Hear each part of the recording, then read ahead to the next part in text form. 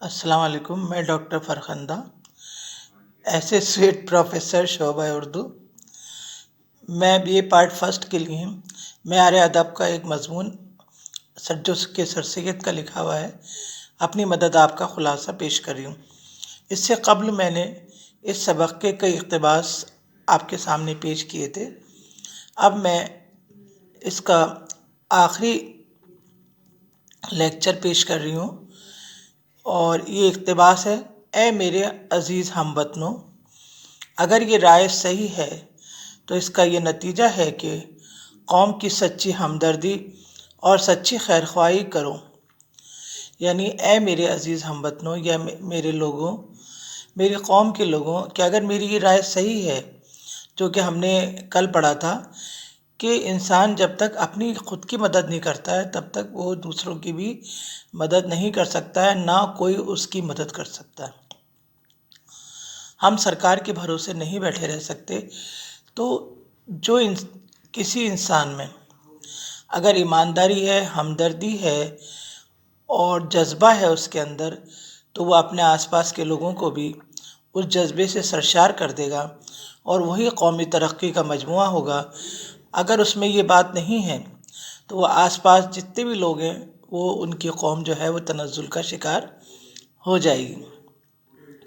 تو انہوں نے سر سید کہتے ہیں کہ اگر میری یہ رائے صحیح ہے تو اس کا یہ نتیجہ ہے کہ قوم کی سچی ہمدردی اور سچی خیرخواہی کرو۔ یعنی خیرخواہی کرو، یعنی قوم کے بارے میں سوچو، ان کی ہمدردی کرو۔ خیرخواہی یعنی ان کے بارے میں کچھ ایسا کام کرو کہ ہماری قوم ترقی کر سکے۔ غور کرو کہ تمہاری قوم کی شخصی زندگی اور شخصی چال چلن کس طرح پر عمدہ ہوتا ہے کہ تم بھی ایک معزز قوم بنو۔ معزز مانے اعلیٰ درجے کی، جس کی سب عزت کر سکیں۔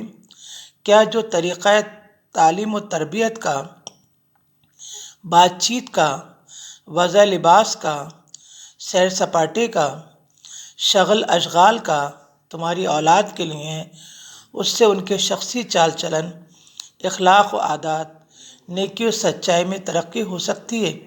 یعنی سر سید یہ کہنا چاہتے ہیں کہ ہم اپنی اولاد کو کس طریقے کی تربیت دے رہے ہیں، جو طریقہ اور تعلیم ہے تربیت کا۔ یعنی جب ایک انسان کسی کے سامنے جاتا ہے تو اس کی تربیت کا، اس کے نیچر، اس کے بولنے کے انداز، اس کا لب و لہجہ، اس کا پہناوا، اس کا اسٹائل، اس کے بات کرنے کا انداز، اس کا اٹھنے کا انداز، اس کا چلنے کا انداز، ہر بات سے پتہ چل جاتا ہے کہ یہ انسان جو ہے یہ تعلیم یافتہ انسان ہے، یہ ایک مہذب آدمی ہے اور اس کی سب قدر کرتے ہیں۔ تو ہمیں اپنے بچوں کو ایسی تعلیم و تربیت دینی چاہیے جن کی ایک ایک ادا سے پتہ چلے کہ وہ ایک مہذب قوم کے اور ایک مہذب والدین کے بچے ہیں، اور سماج پہ بھی اور معاشرے پہ بھی ان کا اثر پڑے گا۔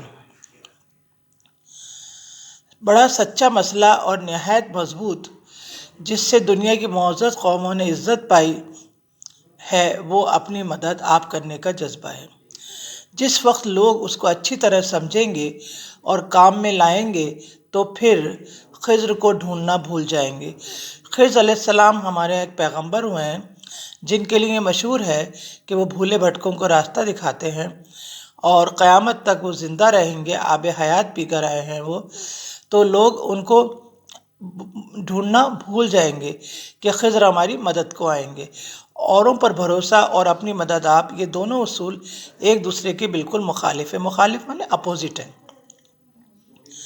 کہ ہم دوسروں پر بھروسہ کر کے بیٹھے رہیں کہ وہ آئے گا، وہ ہماری مدد کرے گا، یہ اصول جو ہیں یہ الگ ہیں، اپنی مدد آپ کرنے کے بالکل خلاف ہے۔ پچھلا انسان کی بدیوں کو برباد کرتا ہے اور پہلا خود انسان کو۔ یعنی جو اپنی مدد آپ کرنے کا جذبہ ہے وہ انسان کی بدیوں یعنی برائیوں کو برباد کرتا ہے، اس کو دور کرتا ہے، اور دوسروں پہ بھروسہ کرنا انسان کو برباد کر دیتا ہے۔ قومی انتظام یا عمدہ قوانین کے اجراء کی خواہش، یہ بھی ایک قدیمی غلط خیال ہے کہ قومی انتظام یعنی ہماری قوم ہمارے لیے کچھ کرے، یا قانون ایسے بنائے جائیں جس سے ہماری مدد ہو، جس سے ہماری ترقی ہو۔ یہ خیال غلط ہے۔ सच्चा उसूल वह है जो विलियम ड्रैगन ने डबलिन की नुमाइशगाह दस्तकारी में कहा था, जो एक बड़ा खैरख्वाह आयरलैंड का था। उसने कहा कि जिस वक्त मैं आज़ादी का लफ्ज़ सुनता हूँ उसी वक्त मुझको मेरा मुल्क और मेरे शहर के बाशिंदे याद आ जाते हैं।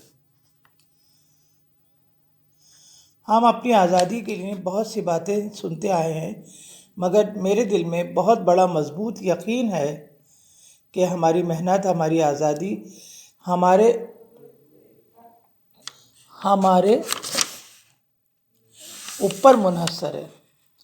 यानी वो ये कहता है कि मेरे शहर के बाशिंदे, मुझे जब भी मैं आज़ादी की बात सुनता हूँ तो मुझे मेरे शहर के बाशिंदे याद आ जाते हैं कि हम अपनी आज़ादी के लिए बहुत सी बातें सुनते हैं, मगर दिल में यकीन है कि हमारी मेहनत, हमारी आज़ादी हमारे ऊपर ही डिपेंड है।